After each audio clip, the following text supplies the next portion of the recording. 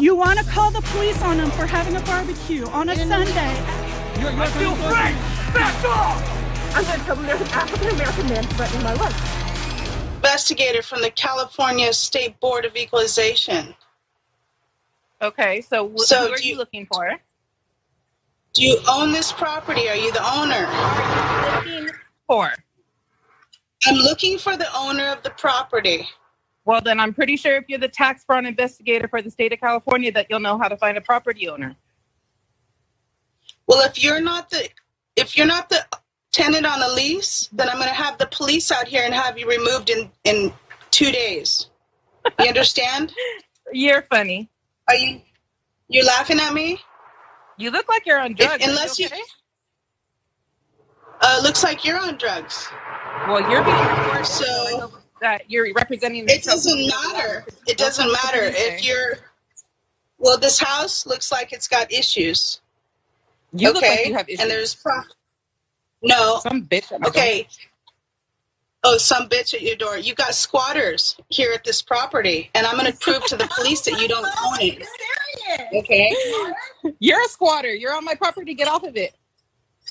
Actually, you know what? I'm going to have you removed from this property in 2 seconds, and I've got your phone number out here and your son's card, and I'm going to make sure that he's doing no construction without a license. Handle your business, bitch. Handle your business, bitch, because this house looks like... You look like...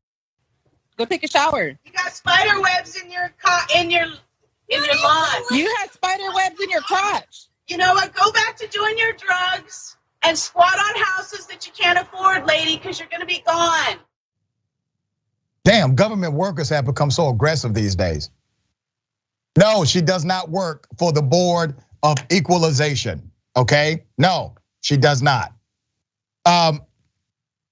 This incident is about this particular Karen wanting to enforce a trespass issue on property she does not own.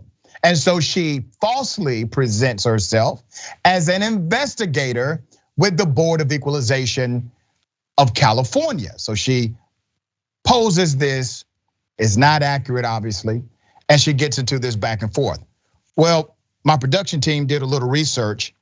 In 1879, the California State Board of Equalization was established under the California Constitution to regulate county assessment practices, equalize county assessment ratios, and assess properties of inter-county railroads. The subsequent constitutional and statutory amendments, the board was directed to administer tax, fee, and appellate programs to support state and local government. Today, the BOE focuses on its constitutional responsibilities: property tax, alcohol beverage tax, and tax on insurers.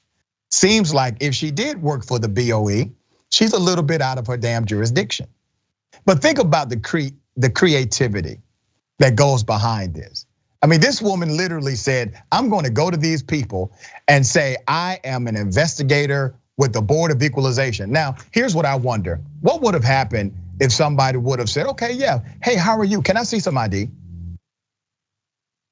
What would have happened if they actually engaged with this woman? Would she have continued in the lie?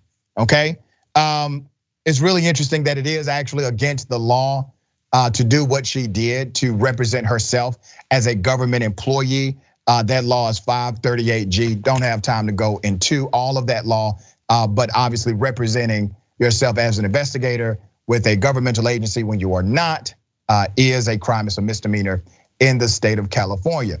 So, Jackson, was this Karen also under the pressures of the economic system in the United States of America? She was under the pressure of some type of opioids, man. This is the type that gets people shot, man. Just coming up to people's, door. I mean, seriously, just coming up to people's doors and knocking it.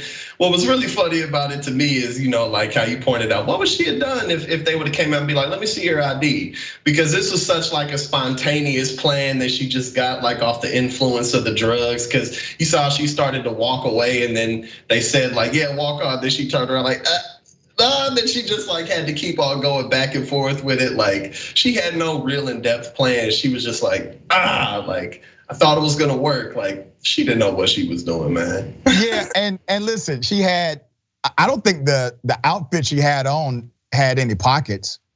So she has no paperwork.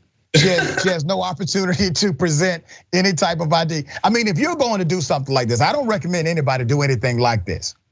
But if you're going to do it, look the part, damn it. I mean, obviously there's something going on here. I believe when the woman on the other side of the door said, it seems like you're high. It seems like you're doing something, right?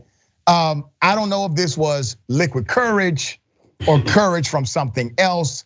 But remember, brother, to have this kind of charismaticity, it comes from a very authentic place in that individual.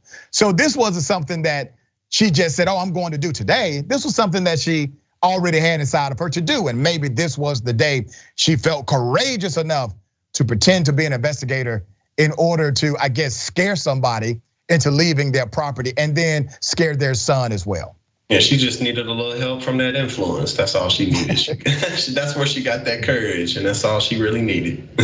We highlight these stories, and we're going to continue to highlight these stories because when you look at behavior from a different point of view, when you see this kind of behavior, it has a way of letting you know, hey, not only do we need to be aware that this behavior exists, we need to also actively check it when we see it, right?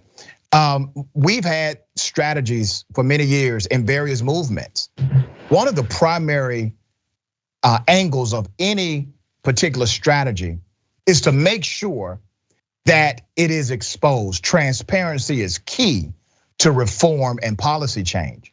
Because of us highlighting Karens, I'm not just talking about this show, I'm talking about American people, anti-Karens of the world, decent individuals. Because of that, you have a slew of anti-Karen laws with city, county, and state governments all over the United States.